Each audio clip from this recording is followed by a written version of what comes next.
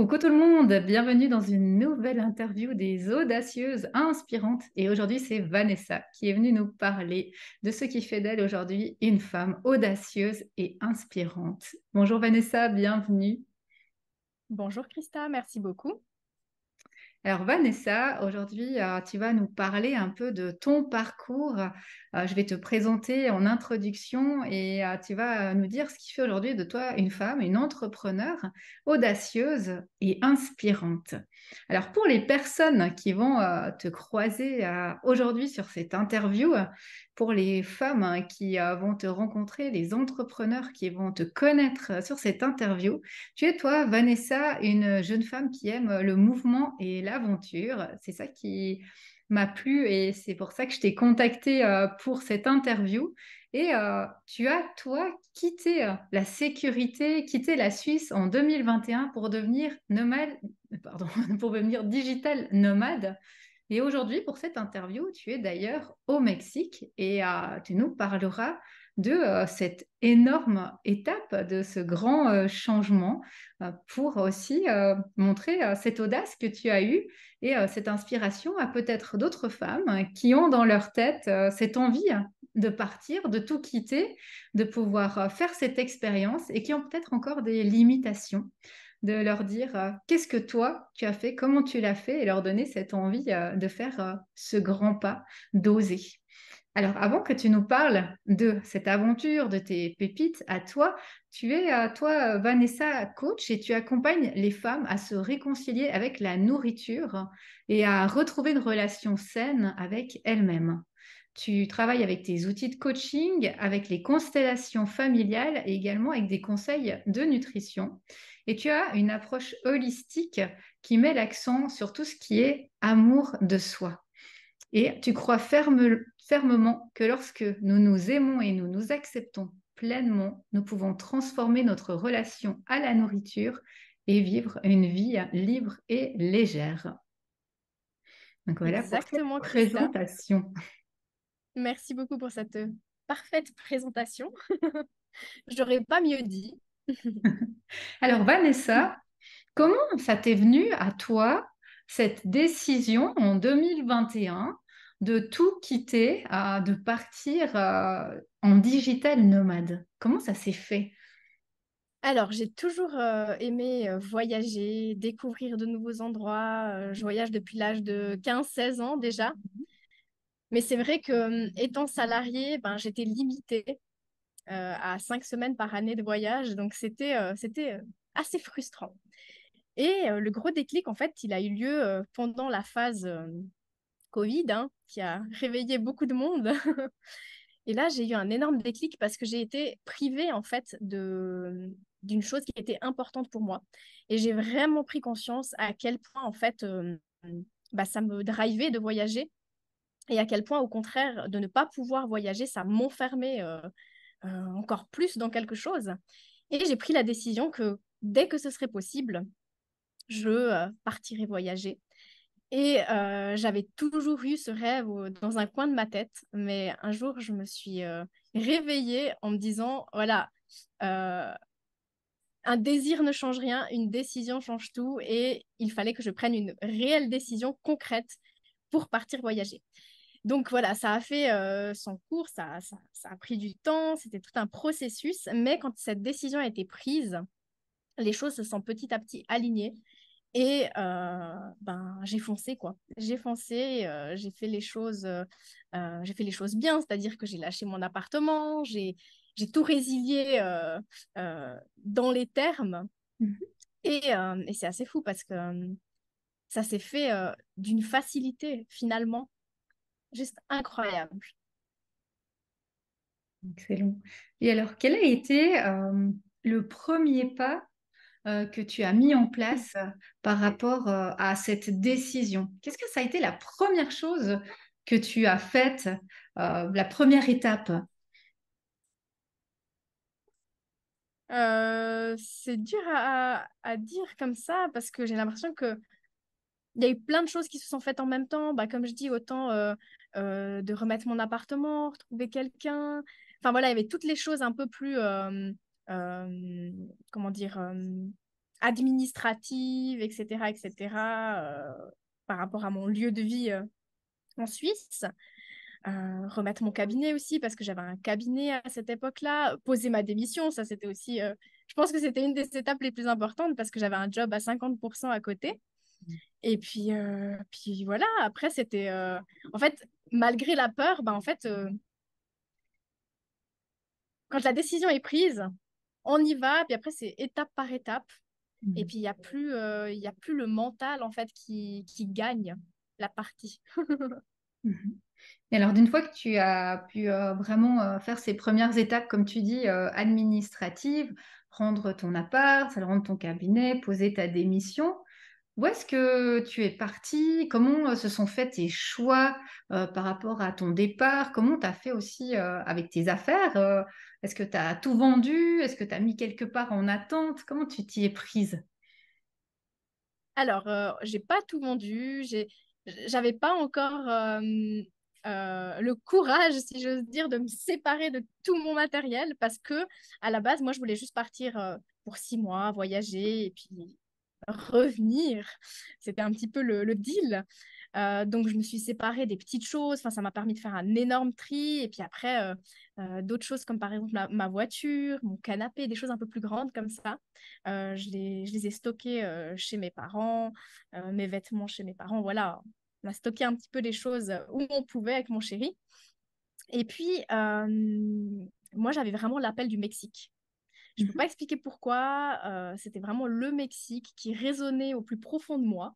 Alors, je n'étais pas sûre de ma décision. On a toujours besoin de ça, d'une confirmation extérieure pour nous dire oui, c'est bon, c'est le bon chemin. Donc, j'avais vu des copines médiums qui me disaient oui, oui, tu peux y aller. Mais voilà, au fond de moi, je sentais vraiment cet appel du Mexique. Donc, au mois de décembre 2021, je suis partie au Mexique et j'y ai voyagé durant 6 mois. J'ai pas mal bougé. Chaque semaine, plus ou moins, je bougeais. Donc, c'était vraiment un voyage très, très mouvementé, très actif. Et d'ailleurs, c'est durant ce voyage que est intervenue l'étape de créer mon programme en ligne. J'avais déjà tout mis en place avant de partir en termes de contenu, mais après, il y avait toute la partie technique de création de sites, voilà, d'en parler euh, plus précisément, on va dire, sur les réseaux sociaux et à ma communauté. Mhm. Ok. Et quand tu es partie au Mexique, comme tu dis, vous avez fait un tour, comment tu as trouvé les lieux pour te loger? Est-ce que c'était facile? Est-ce que c'était difficile? Comment ça s'est passé, ces étapes plus de logement, de trouver un lieu, etc.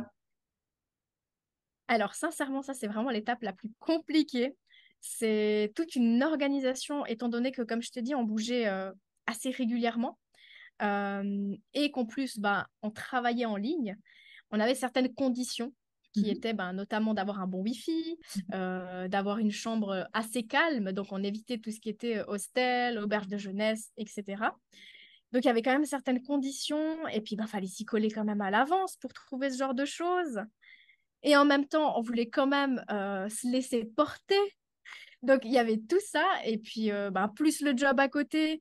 Enfin, voilà. Il fallait toujours penser. Il y avait toujours dans un coin de ma tête, ah, il faut vite réserver le logement, vite trouver quelque chose et ne pas tomber sur n'importe quoi. Donc, c'est vrai que à la longue, ça commençait à être épuisant. Et c'est pour ça qu'au bout de, je dirais, 5 mois, on s'est dit, bon, là, on va s'octroyer ce dernier mois tranquille dans un lieu plus ou moins stable. Donc c'est là qu'on voit que finalement, la stabilité, quelque part, elle nous rattrape toujours. Mais voilà, le dernier mois, on avait besoin d'être un peu plus posé parce que c'est vraiment fatigant, mais c'est largement faisable et ça permet de découvrir plein de lieux, en fait, différents. Mhm. Et alors, qu'est-ce qui s'est passé pour toi durant ces 6 mois comme changement? Parce que comme tu le dis, tu avais prévu de partir 6 mois et finalement, tu as pris la décision de continuer dans ce mode de vie quelque temps. Qu'est-ce qui a changé pour toi dans ces 6 mois, dans tes croyances, dans ta vie, dans ta façon de voir la vie? Est-ce que tu peux nous dire Alors, un petit peu tout ça? alors, tu sais, c'est assez fou parce que durant les 6 mois, euh, à la base, tu vois, moi, je partais pour voyager en me disant, le voyage, c'est quand même une aventure, ça va me transformer. Donc, je partais quand même avec une attente, hein, sans cacher. Et durant les 6 mois, bah, rien n'a changé. Enfin, je vivais. Au contraire, c'était super désagréable parce que tu perds tous tes repères, tes routines, ton confort, ta sécurité. Tu perds tout ça, en fait. Et du coup, ben, tu te retrouves un peu à nu, quelque part, vulnérable. Quand tu vis des émotions, ben, tu n'as plus tes copains, tes copines, tes parents qui sont là pour te soutenir. Les gens, ils continuent à vivre. D'ailleurs, tu te rends compte aussi que, euh, je sais pas comment dire, mais ouais, tout le monde continue à vivre. Toi, tu vis ton truc, tu peux pas le partager comme avant. Enfin, il y a un truc à ce niveau-là qui est bouleversant intérieurement. Et du coup, sur le moment, je vivais des trucs super désagréables et je me dis, ouais, mais moi, je suis pas venue pour ça, en fait. Moi, je suis venue pour me transformer, pour vivre des trucs de fou. Et tu sais, c'est après coup que j'ai réalisé la transformation, tout ce que ça m'a apporté, ces moments désagréables, et à quel point j'ai vécu des moments de fou. Ouais. Sur le moment, en fait, j'étais, je pense, beaucoup dans l'instant présent, et du coup, je pouvais pas prendre ce recul pour me rendre compte de tous les trucs de fou que je vivais, toutes les choses incroyables et tous ces moments désagréables qui m'ont finalement fait énormément grandir. Mm. Et c'est seulement de retour en Suisse, en fait, que j'ai fait une petite introspection et que j'ai pu me rendre compte de tout ce que ça m'avait apporté. Notamment, bah voilà, comme tu dis, changer des croyances limitantes, libérer mes peurs, en fait, parce que, comme je dis, quand on est à nu comme ça, ben, on est complètement vulnérable et du coup, voilà, les peurs, on n'a pas le choix de les dépasser en quelque sorte, surtout avec cette grande décision de partir voyager. Donc, ouais, non, il y a énormément de choses qui ont changé. Énormément.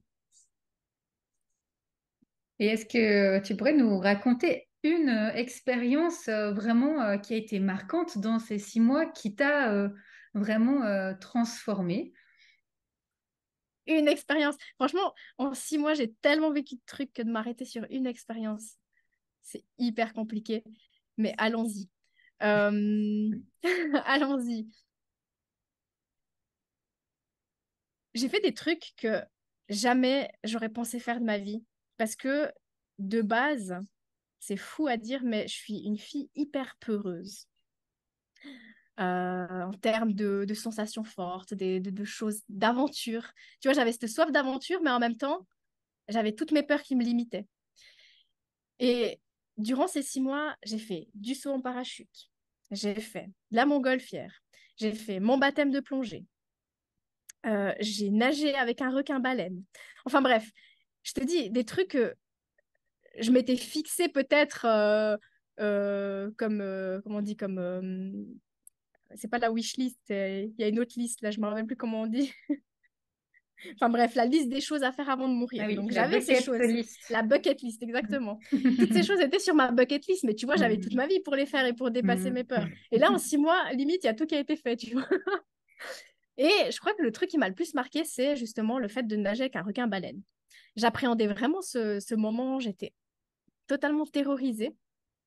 Et j'attendais toujours le dernier moment pour le faire parce que mon chéri, il m'a dit, il faut que tu fasses ça. Lui, il l'avait déjà fait, il voulait le refaire avec moi.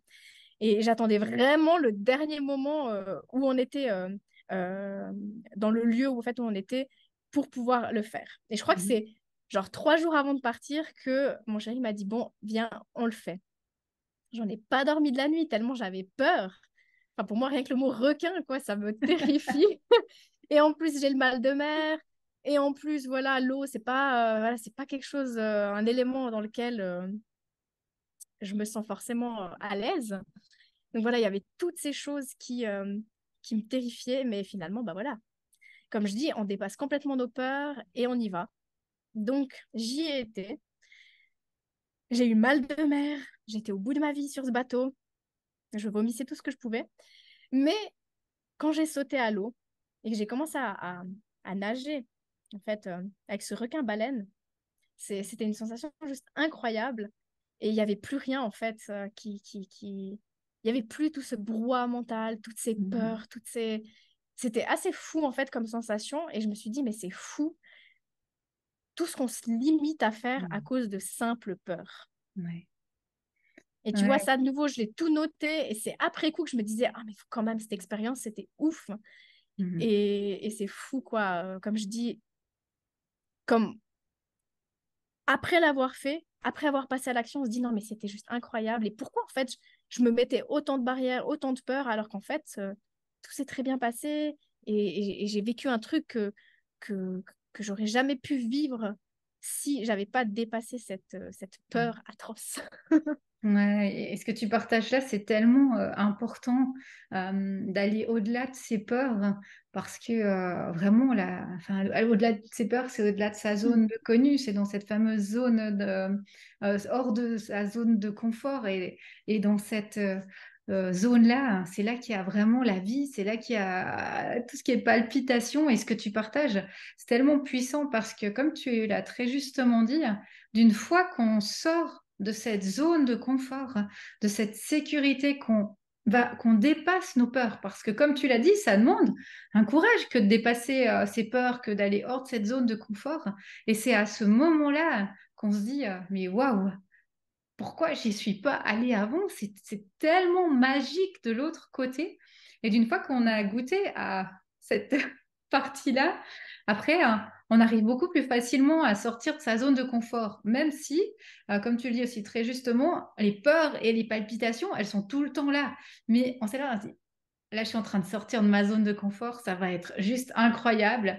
Et vraiment te dire, allez, j'y vais, je sais que je vais pas ressortir la même chose que je suis rentrée. Et c'est exactement ce que tu partages là. Et vraiment, j'invite chaque personne qui regarde cette vidéo, qui a une envie, un rêve, à se dire, mais maintenant, j'y vais, j'ose faire ce pas, quel que soit ce pas, et de voir comme toi que derrière, mais c'est juste, waouh! Vraiment, il y avait rien à craindre tellement c'est magique et puissant ce qui se passe.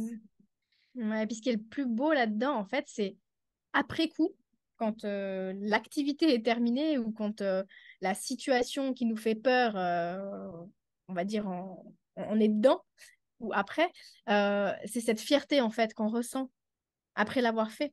Se dire, Mhm. waouh, non, mais en fait, c'est incroyable ce que j'ai fait. Et du coup, automatiquement, ça va cultiver cette confiance en soi, cette estime de soi profonde, en fait, parce qu'on fait, si on a fait un truc qui nous a fait peur, ben, comme je dis, on peut que se sentir fier de nous. Et tu vois, plus on répète des choses, enfin, plus on va vers des choses qui nous font peur, comme ça, plus on fait des choses pour dépasser notre peur, bah, plus on va cultiver cette confiance, cette estime de soi. Oui, On a l'impression que exactement. la confiance en soi se cultive en lisant des livres, des belles phrases, mais non, en fait, il faut vraiment passer à l'action et c'est comme ça que j'ai l'impression que j'ai beaucoup gagné en confiance et en estime de moi, de me dire, mais en fait, je suis capable de faire des choses incroyables. Et c'est là aussi qu'il y a une énorme croyance qui s'est complètement déprogrammée, c'est en fait, je suis capable, je Ouais. peux le faire. Ouais, exactement. Ça crée, comme tu le dis, cette spirale de confiance et de croissance. On fait une chose, on voit qu'on est capable, on monte en Ouais. confiance, on monte en estime, on fait une deuxième, on fait une troisième. Finalement, on devient inarrêtable et on prend conscience qu'en fait, on peut vraiment Mm. tout faire, hein. Que le fameux tout est possible, c'est pas que en théorie, c'est vraiment dans la réalité. Et tout ça, comme tu le dis très justement, c'est par l'action que ça se passe. Vraiment par ces actions, ces sorties de zone de confort et d'aller au-delà, au-delà des peurs, justement. Et alors aujourd'hui, toi, Vanessa, où tu en es de ces projets? Qu'est-ce que tu es en train de mettre en place? Quelles sont tes nouvelles aventures? Ben, du coup, je suis rentrée en Suisse 6 mois et je me suis dit, enfin, avec mon chéri, on s'est dit, c'est provisoire, c'est sûr, on veut plus de cette vie qu'on avait avant, dans cette routine, cette sécurité, ce confort qui était, soit dit en passant, génial. Mais on avait besoin de plus, plus Mm. d'aventure. On voulait pas que ce soit juste une parenthèse de notre vie, on voulait que ça devienne notre vie. Donc, on est rentré en Suisse 6 mois et on s'est dit, là, c'est bon, on repart à l'aventure. Et du coup, bah, on a voyagé un petit peu, on a continué nos aventures. Et puis bah, en fait, on avait toujours cet appel du Mexique, quoi. On a vraiment eu un coup de cœur pour ce pays. Et on s'est dit, ben, on va. on va trouver un juste milieu entre le confort et l'aventure. Donc voilà, on est de retour au Mexique comme digital nomade. On continue à développer nos activités. Et c'est juste incroyable parce qu'on se sent tellement bien ici. Il y a une tellement bonne énergie. Enfin, moi, je me sens vraiment dans mon élément. Je me sens à ma place. Et ce qui est juste incroyable quand on se sent à sa place, c'est tout ce qui découle de ça. Mm. Comme je te disais hors antenne tout à l'heure, j'ai une créativité mais de dingue, une énergie de dingue, de l'inspiration comme jamais. Alors, il n'y a pas que ça, hein, la vie, elle continue, donc j'ai toujours mes coups de mou, c'est Mm. normal. Mais par contre, quand je suis au plus haut, c'est un truc de fou. Et du coup, ben voilà, où j'en suis aujourd'hui, je profite de ces moments-là. Je ne sais pas où je serai demain, et c'est ça qui est aussi merveilleux. C'est que à l'époque, j'étais beaucoup dans le contrôle. Mm. J'avais besoin ouais, de diriger ma vie, mais dans le mauvais sens du terme. Et aujourd'hui, ben, je me laisse porter, je me laisse vivre, et puis ben, je vis au jour le jour, et c'est juste magique. Ouais, et ce que tu partages là, c'est tellement puissant. Quel que soit le projet qu'on a, quand on est dans notre alignement, quand on est dans cette vibration, eh bien, comme tu le dis, les choses, elles se font toutes seules. Les opportunités, tu parles de créativité, tout vient comme ça tellement avec facilité qu'on se dit, mais c'est presque trop facile. On n'a pas l'habitude de se dire que les choses peuvent être faciles. Et oui, quand on est sur son bon chemin, au bon endroit, les choses peuvent vraiment se faire avec beaucoup de simplicité et de fluidité. Ouais, ouais, il y a quelque chose qui se débloque, c'est assez puissant. Et alors, quelle est ton actualité aujourd'hui, Vanessa? Qu'est-ce que tu es en train de mettre en place pour ton entreprise? Qu'est-ce que tu souhaiterais partager aux personnes qui vont voir cette vidéo de tes projets? Alors, moi, je suis en plein lancement actuellement de mon programme Renaissance, qui est mon programme signature, qui, comme tu l'as très bien dit tout à l'heure, c'est un programme qui est dédié aux femmes qui souhaitent se réconcilier avec la nourriture, se réconcilier avec leur corps, Mhm. en cultivant ben, l'estime de soi, l'amour de soi, la confiance en soi. Parce que j'ai vraiment bah, à cœur qu'on puisse chacune prendre notre juste place et arrêter voilà, d'essayer de trouver des solutions à l'extérieur, de se combler intérieurement avec l'extérieur, parce qu'en réalité, ben, tout est à l'intérieur, hein, du moment qu'on est à notre place, qu'on s'écoute, qu'on dépasse ses peurs et qu'on va vraiment vers ce qui nous fait vibrer, ben, en fait, on n'a plus besoin de se réconforter, de se réfugier dans la nourriture. Et ça, j'en suis profondément convaincue, je l'ai moi-même vécu. Et même là, encore actuellement, hein, je me rends compte la différence au niveau alimentaire quand je rentre en Suisse ou quand je suis au Mexique. Mhm. C'est assez fou, c'est rigolo et du coup, ben, c'est cool parce que ça me donne encore plus d'outils pour Mhm. pouvoir ben, ensuite aider toutes ces femmes à enfin vivre une vie savoureuse pour ne C'est plus vrai. avoir à savourer le chocolat pour les mauvaises raisons, on va dire. Donc Ouais, voilà, mon programme Renaissance, je suis à fond dessus. Je veux vraiment y mettre toute mon expertise, tous mes outils. Et puis, bah, comme tu l'as dit, je me suis aussi récemment formée dans les constellations familiales. Donc, c'est vraiment un outil aussi magique où on va encore plus loin que juste le côté on va dire, terre à terre du coaching, où là, on va vraiment plus en profondeur sur peut-être des choses qui ont pu se passer aussi avant notre naissance, les mémoires transgénérationnelles, enfin, tout ça aura un lien aussi avec notre façon de nous nourrir, mais pas que, avec nos blocages, etc. ouais, Donc, c'est voilà un petit très peu où j'en suis intéressant. actuellement. Bah, magnifique. Alors, si vous aimez l'énergie de Vanessa, si ces programmes vous intéressent, si vous voulez la suivre, vous retrouverez tous ces liens sous l'interview, sous la vidéo. Vous pourrez aller voir son programme Renaissance, son offre signature, aller voir aussi son podcast grandiose, pouvoir connaître d'autres facettes de son histoire. Merci Vanessa d'être venue aujourd'hui nous parler de cette belle étape de ta vie. Belle suite au Mexique et je te dis à tout bientôt. Merci beaucoup, Christa. À bientôt.